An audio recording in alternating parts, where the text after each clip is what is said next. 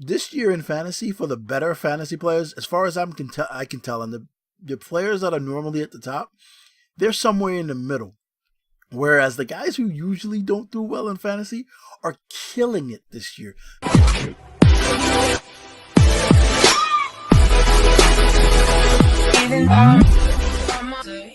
Welcome to the Fantasy Backpack, where we carry people to championships. Now today what we're going to do is we're going to start off a new segment. It's practice what you preach. So I can't be out here telling people to pick up this guy, trade for this guy, etc., but not show you exactly how I go about doing mine. Now, this year in fantasy, for the better fantasy players, as far as I can tell, and the players that are normally at the top, they're somewhere in the middle. Whereas the guys who usually don't do well in fantasy are killing it this year, because there's like every quarterback is scoring 30, some random slot guy is scoring 2 touchdowns a game. The outside guys are doing pretty well. The running backs are all struggling or hurt, the main ones. So if you drafted early, there's a good chance that you're struggling a little bit. If you drafted in the top 4 or 5 of your draft, there's a good chance you're semi-struggling, because it means you ended up with the likes of Le'Veon Bell, the Zekes. I mean, Zeke's been okay. The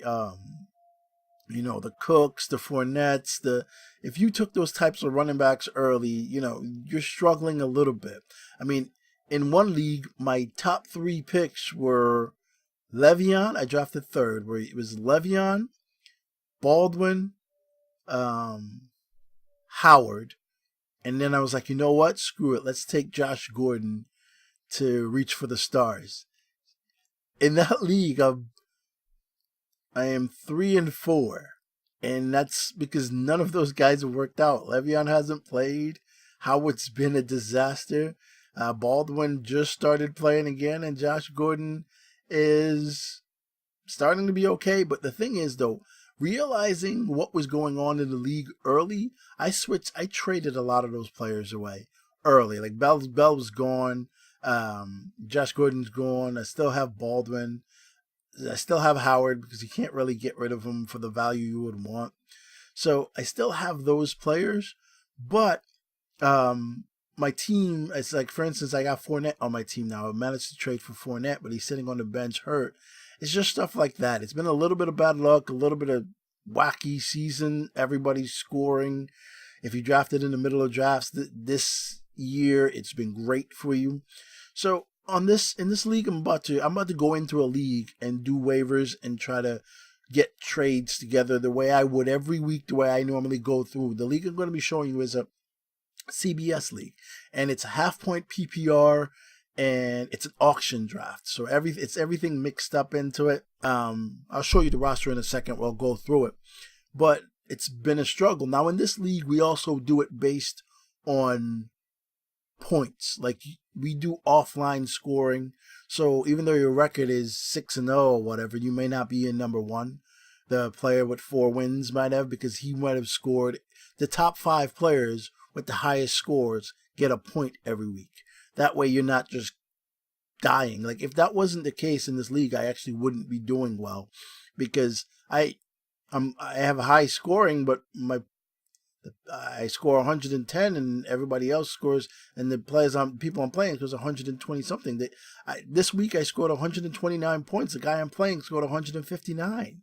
It's just been like that this year in fantasy. I'm just using it as a learning experience and going through to see if it continues next year. You got to adjust for it.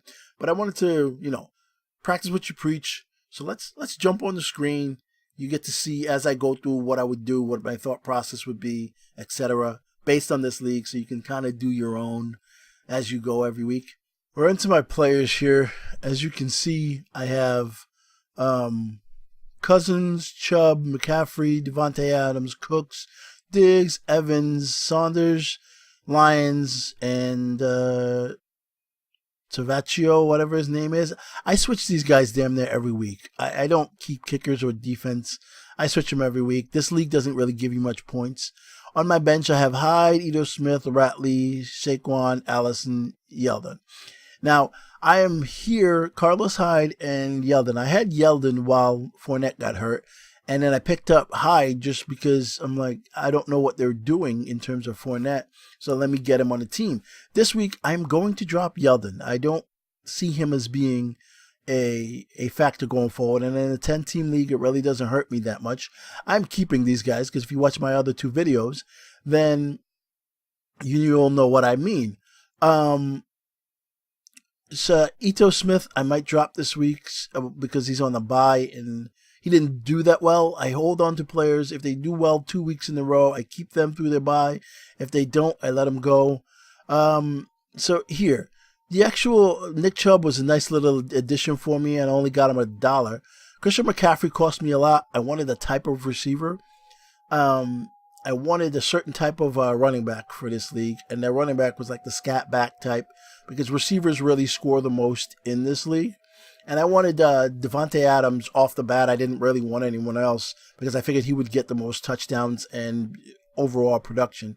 Brandon Cooks, he was just there, and I was like, okay, $4, why not?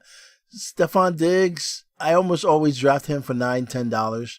He's decent, but I want to try to flip him or Emmanuel Sanders for a T.Y. Hilton, maybe. A T.Y. Hilton type player.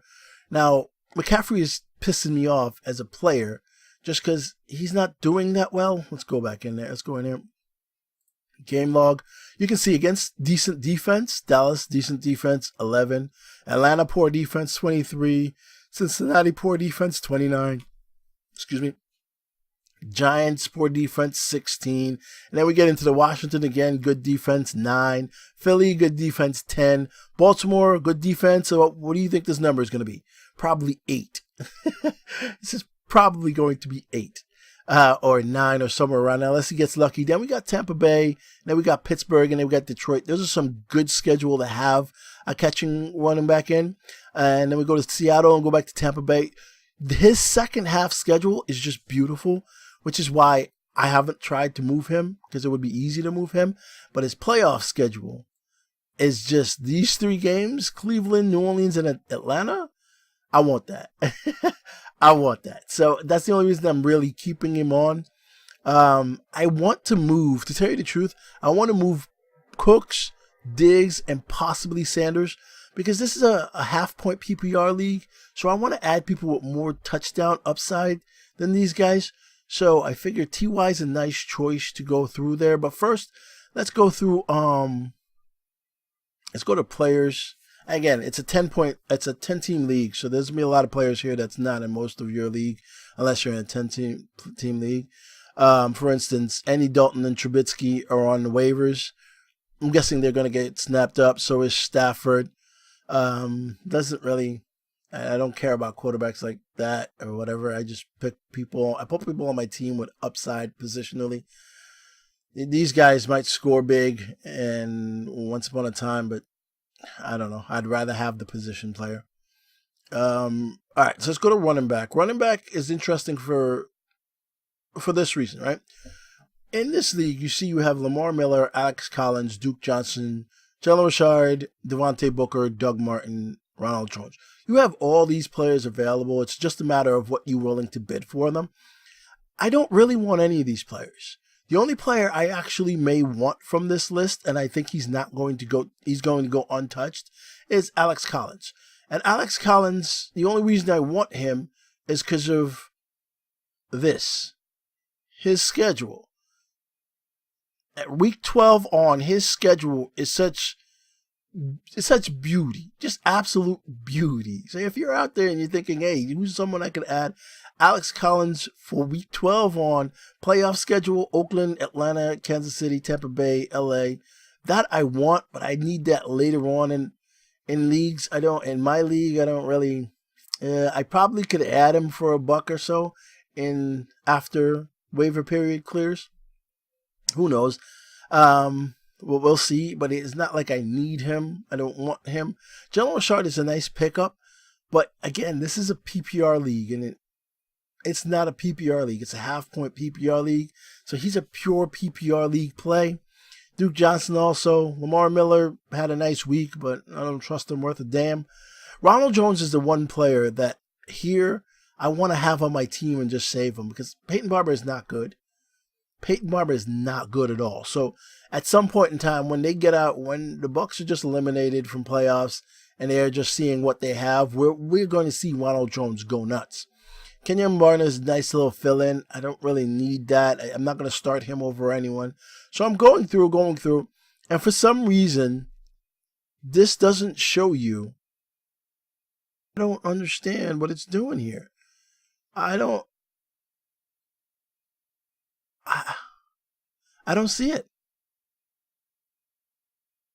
All right, let me type it in.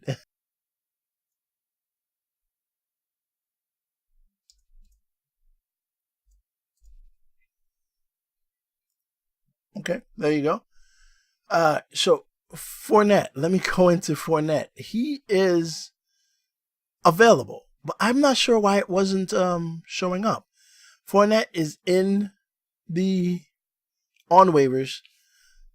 He's out with a hamstring, and someone dropped him last week. So this is the player I'm going after because his salary is $26. But once you drop someone, they've been available for more than 2 days, then it's whatever you bid on them. So I'm now going to bid on Fournette for how much I think I have. I don't know why. Let's go back to my team. So I have, my salary is $85. That's out of $100. Now I have $85 because originally when my team was drafted, I had Freeman, and McCoy. And Devonta Freeman cost me $21. So I have money because I dropped Freeman last week and picked up Carlos Hyde for only $4. So I have money to spend, and I think I'm going to spend most of it on Fournette. So I have $25 to spend, and I'm going to spend, I'd say, 20 of it on to pick up Fournette and just have him sitting on my bench because I'm going to drop TJ Yeldon for $7. Now this is not going to happen in most of your leagues. It just happens that this is in this league that's rare. I don't know why the person dropped him. So because I guess he needed room. He's been sitting there for a long time. So here.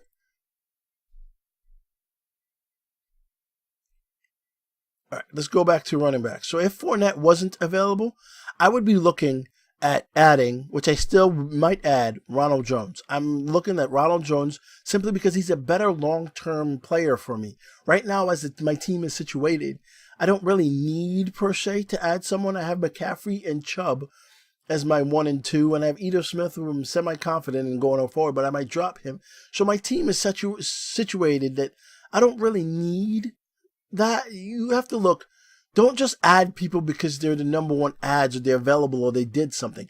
Add someone that adds long-term goals for you, long-term projections, or depending on the situation, actually. If I was worst off in this league, I would probably try to add, let's see, Lamar Miller, most likely against Miami. Miami's run defense has been god-awful. So I would have tried to add Lamar Miller. And the beauty of CBS, the way it's set up, you see, it tells you it's ranked 17th. He's ranked 17th, and it'll give you matchups, all the matchups, week 8 matchups against. It'll give you weather versus 28th position. You know, Miami's 28th versus the position, so they're terrible. So if I needed to win now in a 10-team league like this, I would be adding players like Lamar Miller just so I can win now. But I don't need to in terms of trying to reach and stretch for points. So I would leave him alone there. And then I would go to wide receivers and I would try to gauge who was more important to the outlook of my team. My team is really good on wide receivers, but not ones that finish. I got to have ones that finish. I don't like having PPR wide receivers in a half-point PPR league, but it's just the way the auction fell, and I really liked the team because it evened out well, and it shows on a normal year, this team would be doing well, really well. But in a year where Tyler Boyd and Ridley and all those guys are putting together 3 touchdown games, it's ridiculously, the fantasy is going crazy. So in this, you see they have Jordy, Kirk, Amendola, Chester Rogers, Martavius Bryant. Now, here it is, right? Martavius Bryant is an interesting ad because Cooper is no longer there. Martavius Bryant, though, is a deep threat receiver, and I don't really want to mess with that. In this kind of league, it'll be nice, but I can't sustain that. What I would look for, though, is Seth Roberts. Seth Roberts here is a player that's been doing decent. He had a concussion, but he should be fine. I mean, he practiced.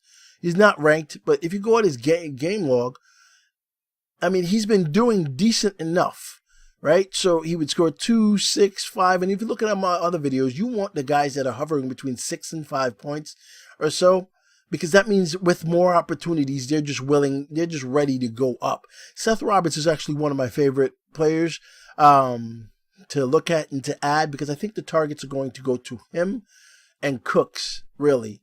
I think Jalen Richard is going to basically stay what he has been.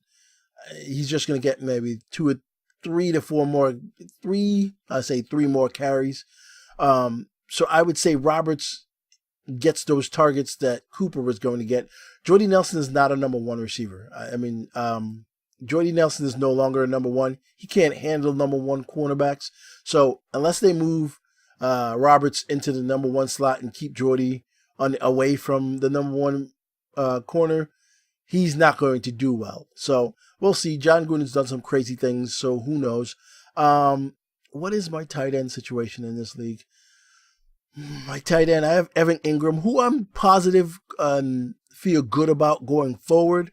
But let's check out the tight end situation on the waivers. That'll let me know, because I know after next week, Ingram is on bye, so I may want to get a tight end a week early. Oh, Jared Cook is on waivers. All right, ladies and gentlemen, forget everything I just said. Jared Cook is my number 1 ad in this. I am going to split my money between Jared Cook and Leonard Fournette. I'm going to do everything I can to max out my money between those two, simply because you know how I just said it's going to go towards Roberts. Yes, it's going to go towards Roberts, but I said Cooks first. Cook is going to be the first person that gets those big targets. He's still the end zone threat. Amari Cooper and him were the 2 tallest, biggest guys, so he's going to be my number 1 ad this week. I apologize for that. Yeah, that's going to be my number 1 ad. And then kickers, I'll come here and select one. Chris Boswell looks good. I'll put $1 on him. Or I can go any of these other guys. Jake Elliott against the Jags. Jags have been giving up a lot. So it depends on if I miss out on Boswell because somebody puts more than $1 or they have a better waiver strength, then I'll end up going with one of these guys. It doesn't really matter to me. Defense is usually a little harder. But Dolphins versus Houston, what I do is when I go into defense in a 10-team league where I want to sub in and out defenses, is I look for the guy that's going to get me possibly the most interceptions. And then if I can't find the guy that's going, the other team, whatever the defense is going against, what offense is going to get me at least 1 interception. We start there. And then if I can't find anybody that's going to get me an interception, I look to somebody that gives up sacks. So right now on this list, I'm looking at the 49ers. They have a terrible defense. The Cardinals have a terrible defense. So the Patriots are the number 1 ad defense because they are playing Buffalo. Or if I miss out on the Patriots, then I get, this is a real good week. See, I'm just doing this while you're here. This is a real good week for defenses, because if I miss out on the Patriots, then I get the Bengals against Tampa Bay. Even though Tampa Bay might put up a lot of points, Jameis Winston's good for at least an interception a game. So I like to have that going in. Or the Eagles. Eagles against Jaguars. Blake Bortles. Enough said. So that's what I look for when going through. Now, let's go through the other part. The part that I think is most important. Waivers is good if you can get ahead in like the first 2 or 3 weeks. You could get ahead. This is just you're filling out, you're doing this, you're going position. In the first 2 or 3 weeks of the season, usually you get the good premium guys or the backups or the guys that can start and do that going forward. So, but now I'm going to go to my team. And this is what, if you look at there's a video I have of wide receivers that can win you leagues. And in that I have my 2 rookie guys or younger guys. Allison's not a rookie. Geronimo Allison I have, and Traquan Smith I have in that list of guys that can win you the league. Also, so in that list, I believe in my list, so I try to go out and live by that list. So what I'm going to do is see if I could find T.Y. Hilton. Now, what I want to do is try to simulate and go through a trade so I can show you what I would do or how I would approach a manager that's either doing well or not doing well, etc. Just to try to get. So I want to get T.Y. So let's go to Hilton.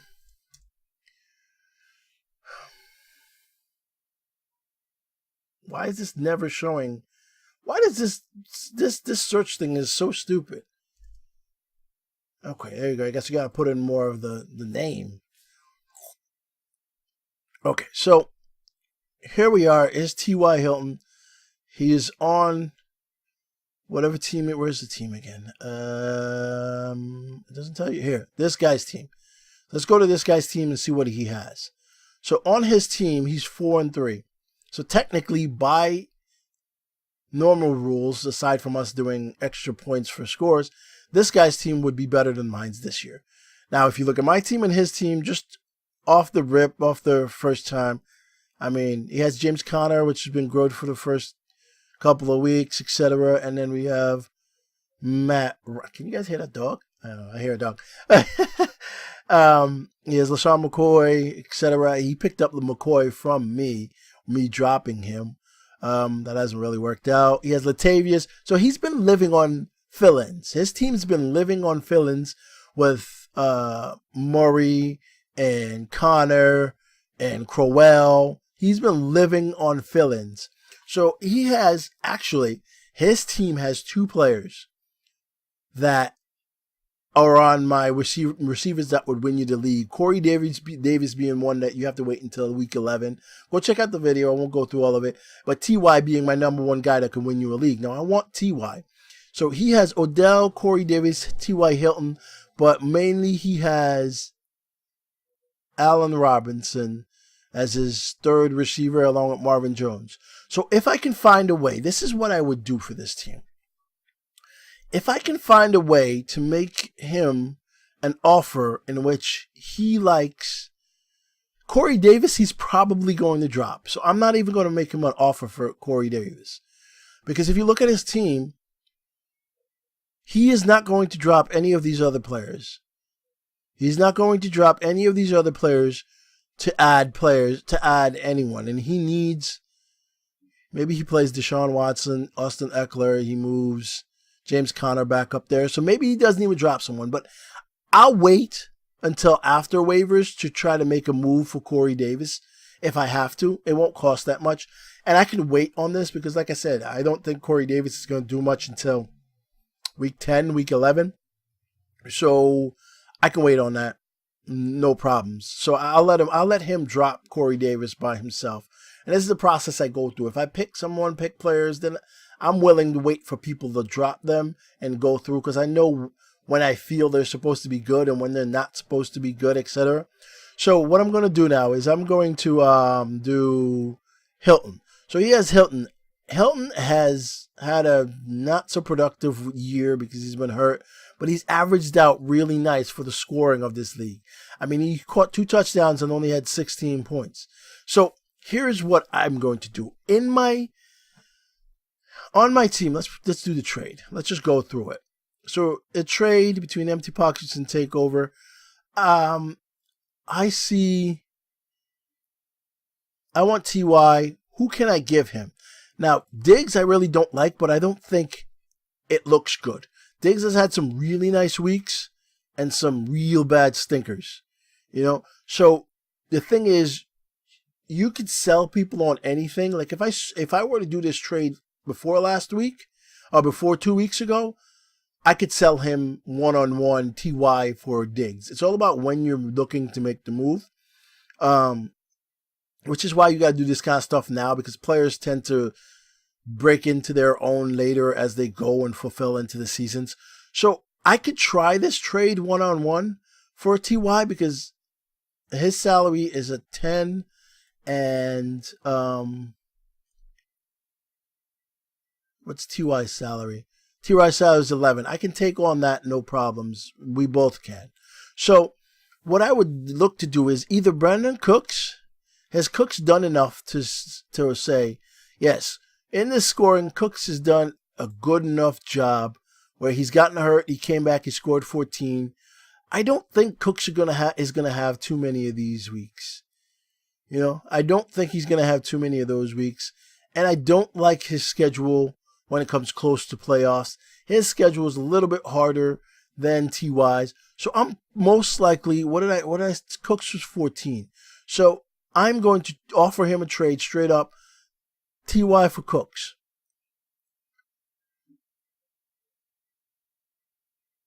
Let me see if there's anything else I would want. No. TY for Cooks straight up. That way he feels like he's getting a good player to replace another good player. And Brandon Cooks just seems like he might be, health-wise, Brandon Cooks gets concussions. T.Y. Hilton gets hurt. And I'm okay with this. If this trade doesn't work out, in a 10-team league, I could fill out a roster to replace Cooks' production type. Certain weeks he's going to go off, yes, but in a 10-team league, I can replace certain production from Cooks. But I want TY because, like I said, he's on, and I'm going to let him do me the favor of dropping Corey Davis.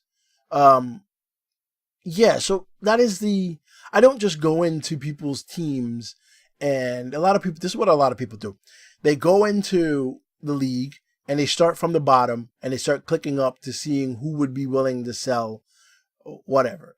The guys at the bottom are usually not willing to sell their players. Unless you know them or your friends, they're not really you trying to give up their players because they don't really care. They're like, I'm going to lose anyway. What am I trying to win? I'd rather have this player, etc., and just sit there. That's usually the mindset of people. But the average in between and the middle guys, and let's go to standings. This won't tell me the exact standings, but it'll tell me who's doing what. Right? So, yeah, see, in this division, he is better than me because he's gone 1 point or whatever, but he has 889 points against, and we both have more points on the bottom end. So it's like, because we did the scoring the way we did, it helps the people who actually score on a consistent basis instead of the guys who just get a 1 week thing and go nuts, you know? So he is fighting for a position. So this is the kind of people you want to trade with. Let's see, a guy like this or a team like this, they're not necessarily willing to trade because they're bottom of the league. They don't care to trade with you. They don't even want to really go through it, or they want too much for the players. They always want too much for the players. So that is how I would go about a trade, how I go about waivers.